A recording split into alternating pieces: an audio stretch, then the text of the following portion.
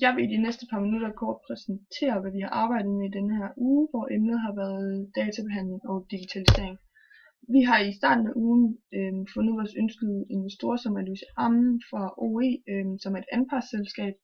I det brev, vi har skrevet til hende, der har vi oplyst hende om relevante ting for EasyBasis, altså vores administration, kvalitet og servicestrategier, bare service og kvalitet generelt, hvordan at vi får det her i virksomheden. Og hvad der skaber service og kvalitet for kunden, samt hvordan vi opretholder det. Det er sådan set alt, hvad vi har arbejdet med i sidste uge, så det kan selvfølgelig også læses ud fra sidste uges arbejde. Vi har selvfølgelig arbejdet meget med databehandling og digitalisering i den her uge, da det har været ugens emne. For at gøre det nemmere og hurtigere for vores kunder, så har vi valgt at bruge et online system, som gemmer alle oplysninger om kunder, sådan at hvis de for eksempel skal ind og have skiftet dankortnummer eller så videre, så har de et sted, hvor de gør det. De gør det, når det passer dem, og vi har alle oplysninger samlet om dem på et sted, lige så vel som at ordrebekræftelser og så videre, de kommer i deres mail.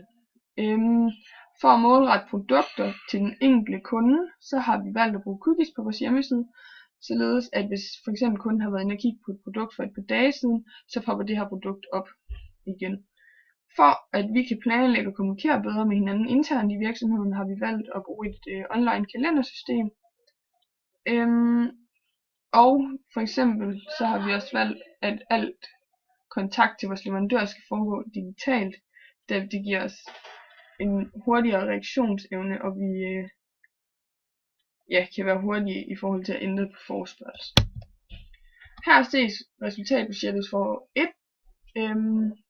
De tal, der er brugt her, de er udregnet. Det er resultatudviklingen.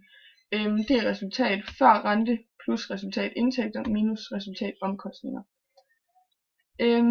Og i det første år her, der kan man jo se, at vi har haft et underskud. Det har været et meget ustabilt år. Og der er kommet et stort fald hen over sommeren.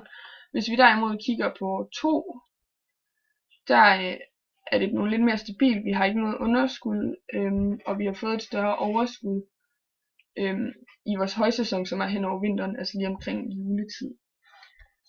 Og de er selvfølgelig illustreret i det her diagram for at skabe en bedre overskuelighed på det. Derover har vi lavet et investorbrev, som er lavet med brevflet, hvilket gør, at det er nemmere og hurtigere at sende ud til mange. Det laves ind i Word, og det kan laves med Word eller Outlook, hvor at man har en liste af modtagere, som vi går ind og vælger til det her brev, og som bliver sat på. Og jo flere og bedre og præcise data der er i den her liste, jo bedre bliver resultatet.